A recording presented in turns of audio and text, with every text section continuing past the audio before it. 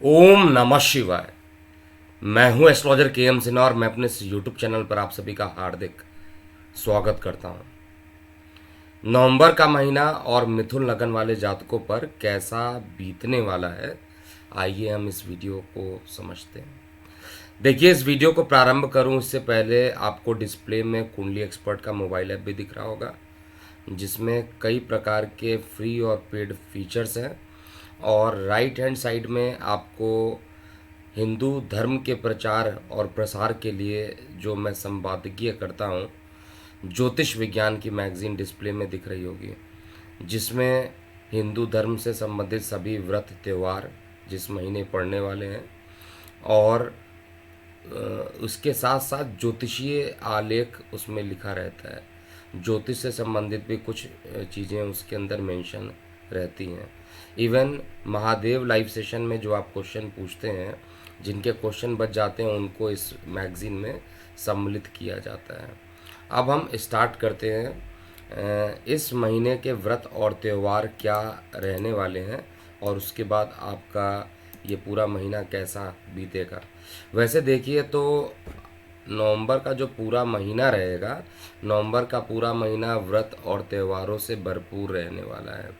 चाहे आप धनतेरस की बात कर लीजिए, चाहे वो छठ पूजा की बात कीजिए, चाहे दीपावली की बात किया जाए, चित्रगुप्त पूजा की, भाई दूज की, ये सभी त्यौहार एक के बाद एक लगातार पड़ेंगे नवंबर के महीने में।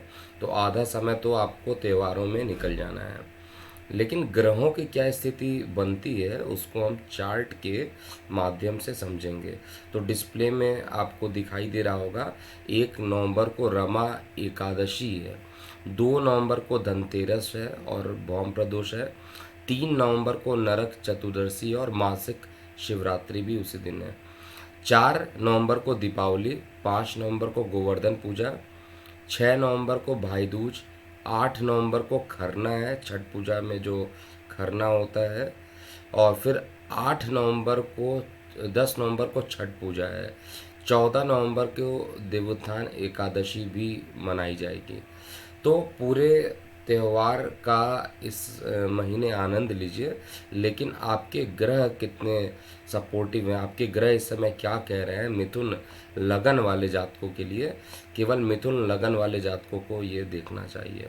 वीडियो पसंद आता है तो निश्चित रूप से सब्सक्राइब कीजिएगा और इसको लाइक करने की कोशिश कीजिएगा अगर आपको सच में पसंद आता है। नहीं तो आप इसमें कमेंट बॉक्स में ज़रूर लिखिएगा कि इसमें और क्या क्या चीज़ें इंक्लूड किया जाए जिससे कि उपाय बताया जा सके। देखिए, मासिक राशिफल है तो ड्यूरेशन तो लंबा होना ही है, तो इसको आराम से धैर्यपूर्वक ही समझिएगा। पूरा वीडियो विदाउट स्किप किए हुए समझिएगा तो आपको ज़्यादा बेटर समझ में आएगा। अब हम देखते हैं आपके जो चार्ट है, मंथली चार्ट जो बन रहा है उसको समझते हैं। उससे पहले नीचे पिंक कलर के डिस्प्ले में आपको दिख रहा होगा कौन से ग्रहों का राशि परिवर्तन हो रहा है। और आपको डिस्प्ले में भी, पुराने व्यूअर और सब्सक्राइबर को तो पता है कि 2 चार्ट हमेशा मैं बनाता हूँ मासिक राशिफल में। एक लेफ्ट हैंड साइड यानी 1 नवंबर का चार्ट और राइट हैंड का जो चार्ट है वो 30 नवंबर का। महीने का पहला दिन कैसा बीतेगा, महीने का आखिरी दिन कैसा रहेगा, तो उसके रिस्पेक्ट में आपको लगभग ये अंदाज पता चल जाता है कि कौन से ग्रह कहाँ से कहाँ शिफ्ट होंगे और लगन के रिस्पेक्ट में क्या प्रभाव करेंगे, इसको आसानी से समझा जा सकता है। तो 2 नवंबर को ही राशि परिवर्तन सबसे पहले बुध देवता का तुला राशि में हो जाएगा, जिसको डिस्प्ले में भी दिख रहा होगा। उसके बाद राशि परिवर्तन सूर्य देवता का होगा। सूर्य देवता इस समय अपने नीचस्थ राशि तुला में विराजमान है और इनका राशि परिवर्तन 16 नवंबर को हो जाएगा। 20 नवंबर को राशि परिवर्तन देवगुरु बृहस्पति का होगा और ये बेहद इम्पॉर्टेंट राशि परिवर्तन होगा। इस राशि परिवर्तन का क्या प्रभाव पड़ेगा इसी वीडियो में इस लगन के जातकों के लिए रफ में मैं ज़रूर समझाऊंगा, लेकिन अलग से वीडियो के थ्रू प्रत्येक लगन पर इसका क्या प्रभाव होगा विस्तृत जानकारी उसमें दूंगा। इसके अलावा अगर आप देखिएगा तो किसी और ग्रह का राशि परिवर्तन नहीं हो रहा है। बुध का हो रहा है, सूर्य का हो रहा है और बृहस्पति को का हो रहा है। इवन बुध का 2 बार राशि परिवर्तन होगा। दूसरा राशि परिवर्तन तुला से वृश्चिक में 21 नवंबर को होने वाला है। तो इस महीने शुक्र का राशि परिवर्तन नहीं होगा। शुक्र का राशि परिवर्तन 30 अक्टूबर को हो रहा है और 30 अक्टूबर के बाद अभी सीधे 8 दिसंबर को राशि परिवर्तन करेंगे। तो ये महीना आपका कैसा रहेगा, पहले जो ग्रह चेंज कर रहे हैं आपके लगन के सापेक्ष में वो क्या कहते हैं आपके लिए, इसको समझते हैं। देखिए, सबसे पहले अगर हम बात करते हैं सूर्य देवता का राशि परिवर्तन, तो सूर्य देवता की स्थिति इस समय आपके लगन के रिस्पेक्ट में एक तो नीच ग्रह है और आपके माइंड में जाकर बैठे हुए हैं। तो छोटे भाई बहनों के मालिक के माइंड में बैठे हैं, तो छोटे भाई बहनों से लगातार कष्ट आपको मिलता रहेगा। आप कितना भी कष्ट बचाने का प्रयास कर लीजिए, आपको कष्ट लगा ही रहेगा, इसमें कहीं पे भी कोई डाउट मेरे को नहीं है। दूसरा जो है, मंगल की भी उपस्थिति सूर्य के साथ वहाँ पर बैठा है, तो मंगल वैसे ही मारक ग्रह होता है, तो मंगल के कारण मारकत्व तो और बढ़ रहा है। तो इस समय किसी से वाद विवाद करने से आपको बचना चाहिए। वाद विवाद वैसे भी किसी भी समस्या का सॉल्यूशन नहीं है। बेटर होगा कि सही टाइम का वेट कीजिए, जिससे कि परेशानी कम हो जाए। दूसरा, कानों में कुछ परेशानी उत्पन्न हो सकती है, कानों से संबंधित कुछ परेशानी, कान में दर्द होना, ये सारी चीज़ें भी नीच का सूर्य करने वाला है। और ये 16 नवंबर तक जब तक यहाँ पर रहेंगे तब तक परेशान करेंगे। उसके बाद जैसे ही राशि परिवर्तन करेंगे आपके लिए अच्छा हो जाएगा। इस बुध का राशि परिवर्तन पहले तो अभी उच्च राशि में आपको दिख रहा होगा चार्ट में, लेकिन इसका राशि परिवर्तन 2 नवंबर को यानी महीने के दूसरे दिन ही हो जाएगा। और ये आपका लग्नेश है, उच्च का है। बहुत अच्छी बात है, लग्नेश उच्च का है। शायद ये लग्नेश उच्च का है, इसीलिए नकारात्मक प्रभाव के बाद भी आप इतना ज़्यादा निगेटिविटी अनुभव नहीं कर रहे होंगे। केवल एक ग्रह जो इस समय आपके लिए सबसे अच्छा है वो बुध ग्रह की पोजीशन है। बुध ग्रह अब आपके पंचम में जाएगा, शिक्षा पे, माइंड के स्थान पे जाएगा, कुछ पोर्शन उधर का भी होता है। तो जब बुध आपके लगन से पंचम में जाएगा तो निश्चित रूप से ये अच्छा परिणाम देगा। विशेष रूप से विद्यार्थियों के लिए, शिक्षा के लिए बात किया जाए तो बहुत ही अच्छा परिणाम ये देने वाले हैं, विद्यार्थियों के लिए अच्छा होगा। अकस्मात प्रेम प्रसंग भी यहाँ पर बढ़ सकता है। और बुध का राशि परिवर्तन 21 नवंबर से पहले पहले आपको अच्छा देगा, लेकिन उसके बाद स्थान परिवर्तन का योग बना देगा। 21 नवंबर के बाद स्किन में इन्फेक्शन उत्पन्न कर सकता है। तो बुध का राशि परिवर्तन कुल मिलाकर आपको ऐसा ही परिणाम देने वाला है। इसके अलावा बृहस्पति का राशि परिवर्तन, बृहस्पति अपने कारक भाव में जाएंगे। जिनको नहीं पता होगा उनको मैं ज़रूर बता दूं कि ज्योतिष सीखिए नाम का कार्यक्रम प्रत्येक मंगलवार और प्रत्येक शनिवार को इसी चैनल पर रहेगा और ये लाइव सेशन रहेगा। इसमें आप अपने प्रश्नों के उत्तर पूछ सकते हैं और यहाँ पर ज्योतिष को सिखाऊंगा मैं, ज्योतिष क्या होता है, जो प्राचीन ज्योतिष है उसकी, क्योंकि मेरा पूरा टारगेट हिंदू धर्म को प्रचार प्रसार करने का है। और किसी एक धर्म की बात किया जाए, क्योंकि मैं खुद हिंदू हूँ इसलिए हिंदू धर्म के चीज़ों को मैंने पढ़ा है, वेद पुराणों को पढ़ा है। और अगर मैं ज्ञान को बांटता हूँ तो इससे अच्छी बात कुछ नहीं हो सकती। ज्ञान को बांटना चाहिए, ज्ञान को बांटने से ज्ञान में वृद्धि होती है, तो इसको मैं ज़रूर बांटूंगा। और दूसरी सूचना है कि महादेव लाइव सेशन अब प्रत्येक रविवार रात्रि 8 से 8:45 के बीच का 45 मिनट का ये सेशन होगा।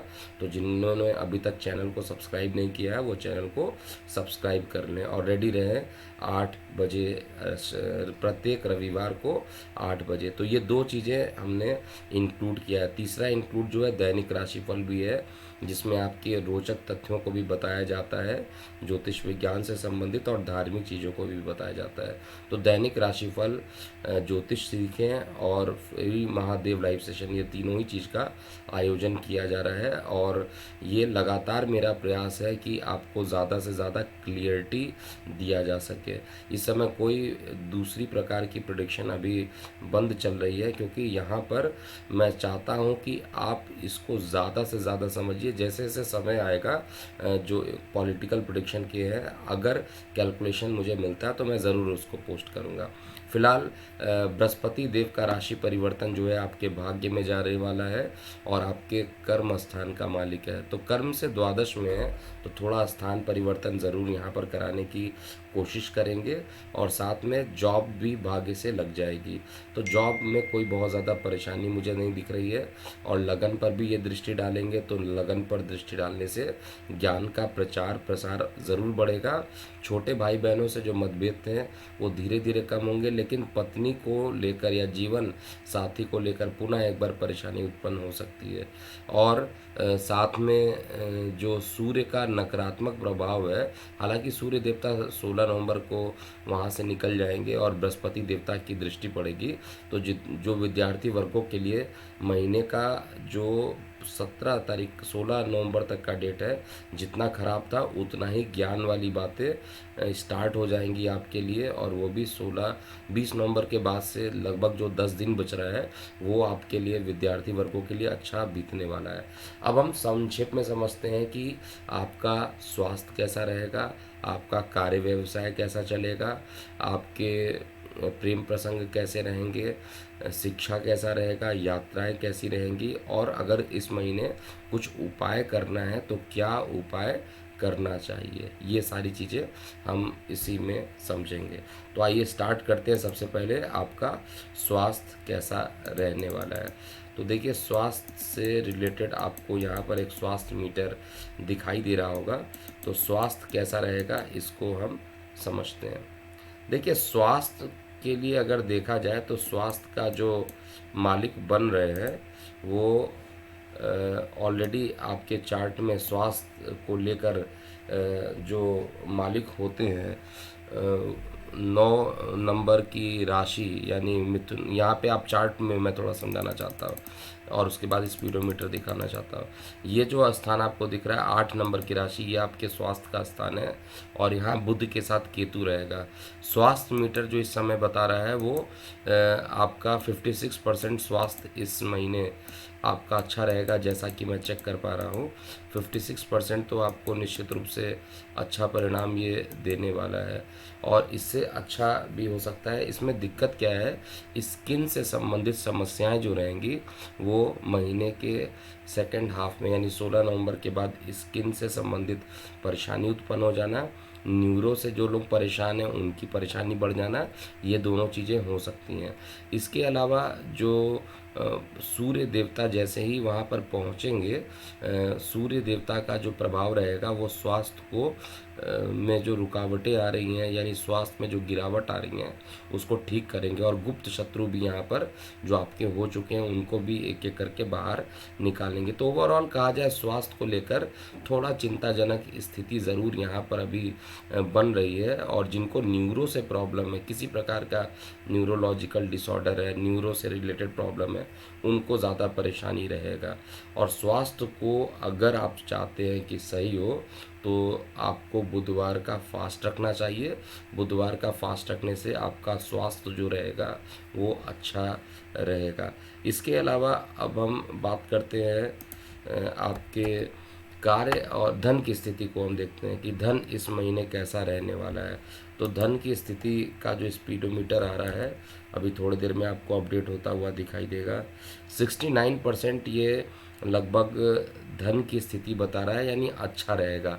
तो धन को लेकर भी मैं कहूँगा कि 69% है तो बहुत ख़राब नहीं है धन की स्थिति। धन की स्थिति अच्छी है, धन आएगा और धन के आने के बहुत सारे प्रयास जो होंगे। हालांकि देखिए, त्यौहार का मौसम है तो त्यौहार के मौसम में लगातार धन को का कारोबार करना, धन को वापस लाना या धन को एकजुट करना, एक जगह पर रखना, संचार करना, वो सारी चीज़ें बड़ी मुश्किल होती है क्योंकि त्यौहार है तो खर्च तो होगा ही होगा। और अगर खर्च हो रहा है तो वो आपको थोड़ा सा मानसिक पीड़ा भी देगा। लेकिन त्योहारों में आप खर्च नहीं करेंगे तो कहाँ पर करेंगे। तो त्योहारों पर आपको खर्च निश्चित रूप से करना चाहिए और त्योहारों में किया गया जो खर्च होगा वो रहेगा, लेकिन आपके इनकम आय के साधन भी बढ़ने वाले हैं, और आय के साधन बढ़ेंगे तो खर्च करने में दिक्कत नहीं। दिक्कत वहाँ पर आती है जहाँ पर इनकम ना हो और खर्च ज़्यादा हो, वहाँ पर दिक्कत आती है। जब आपके पास इनकम का स्रोत, मनी मीटर बता रहा है 69% इनकम आएगा, तो खर्च करने में कोई दिक्कत नहीं है। और थोड़ा सा मैं यहाँ पर ये बताना चाहता हूँ, क्योंकि आपके लगन की कुंडली में चंद्रमा जो होते हैं धनेश होते हैं, और चंद्रमा प्रत्येक दिन नक्षत्र परिवर्तन करते रहते हैं, तो धन थोड़ा फ्लक्चुएशन वैसे भी मिथुन लगन वाले जातकों में देखा जाता है। कभी धन बहुत ज़्यादा हो जाता है, कभी धन बहुत कम हो जाता है, बहुत वैरी करता है। धन जो होता है बहुत तगड़ा वैरी करता है। तो अगर आपकी दशा अच्छी चल रही है तब तो ठीक है, अगर आपकी दशा खराब चल रही है तो किसी को धन इस समय मत दीजिएगा। इस महीने दिया हुआ धन जल्दी आपको वापस नहीं मिलने वाला है। तीसरे स्लाइड में देखते हैं आपके कार्य और व्यापार को लेकर क्या बताया जा रहा है, नौकरी व्यापार को लेकर क्या बताया जा रहा है, इसको देखिए। इसका स्पीडोमीटर भी अगर आप देखिएगा तो, क्योंकि अभी मैंने बताया था जो आपके कार्य और व्यवसाय का जो मालिक है वो देवगुरु बृहस्पति है, और वो आपके भाग्य स्थान पे जा रहे हैं। तो भाग्य में देवगुरु बृहस्पति का जाना, हालांकि आपके दशम स्थान से द्वादश में जा रहे हैं, तो इसलिए थोड़ा सा कार्य में या व्यवसाय को लेकर यात्राएं रहेंगी। यात्राएं करनी चाहिए, यात्रा करने से कुछ थकावट भी होगा, थकावट होने दीजिए, लेकिन मानसिक संतुष्टि भी आपको यात्रा करके ही मिलेगी। और इस समय मेडिटेशन की तरफ आपका झुकाव भी ज़्यादा रहेगा।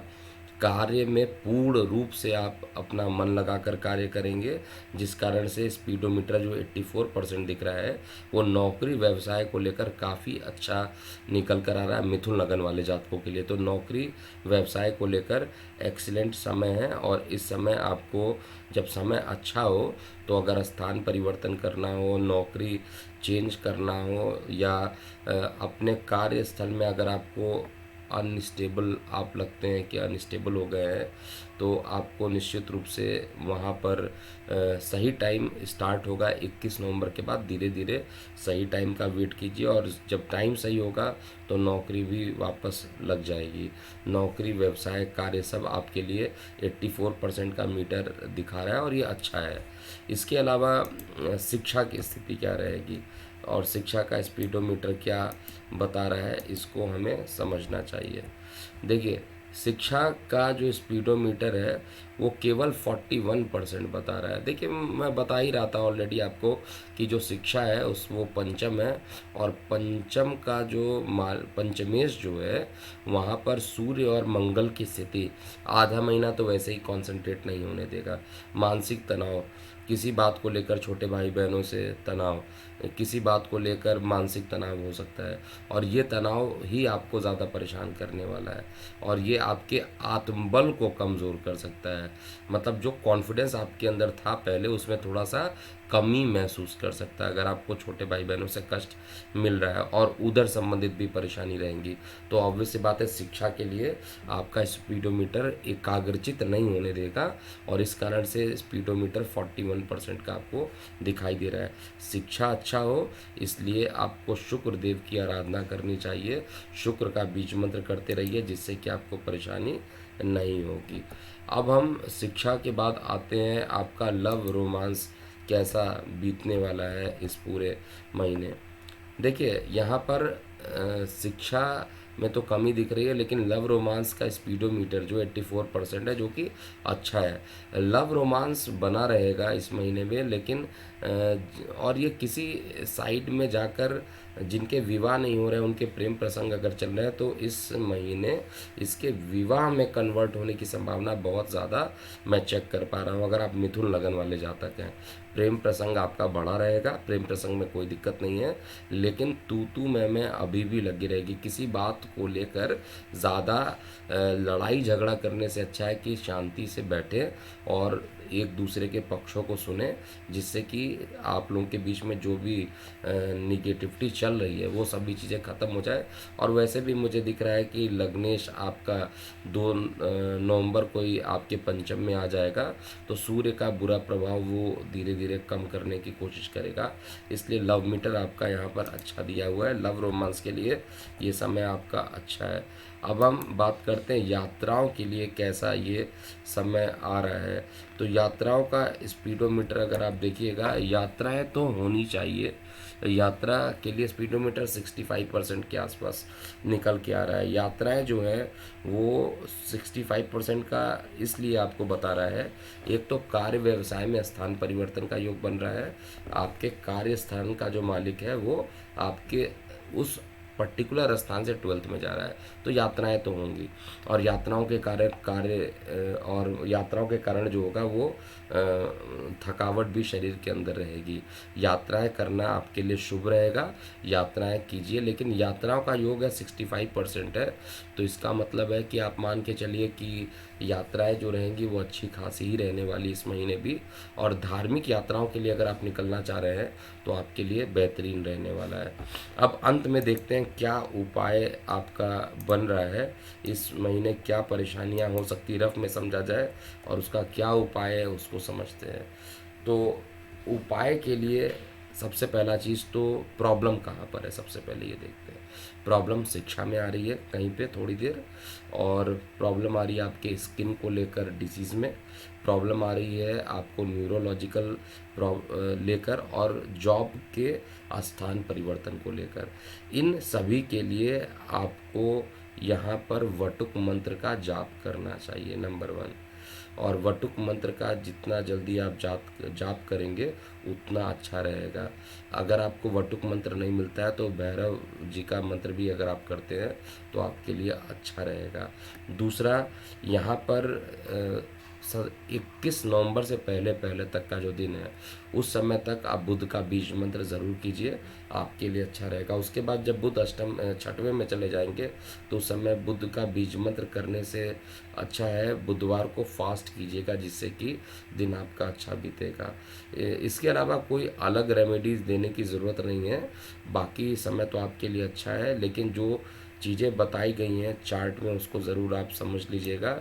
और अगर मुझे इसका एक वर्ड में अगर मुझे देखना हो कि ये कैसा बीतेगा, तो धन के लिए जो है समय तो अच्छा अनुकूल है, लेकिन फ्लक्चुएशन धन को लेकर रहेगा। शिक्षा को लेकर कुछ परेशानी उत्पन्न होने वाली है, शिक्षा यानी विद्यार्थी वर्गों के लिए थोड़ा टेंशन भरा ये समय हो सकता है, चाहे वो बहुत सारे त्यौहार पड़ रहे हैं उसमें कंसंट्रेट ना कर पाए पढ़ाई को लेकर, या कोई भी कारण हो सकता है, लेकिन जीवन साथी के साथ आपका संबंध यहाँ पर मजबूत होगा। तो ये था मिथुन लगन वाले लोगों का कैसा बीतेगा ये पूरा महीना। अभी के लिए इतना ही। मैं हूँ एस्ट्रोलॉजर के एम सिन्हा। ओम नमः शिवाय।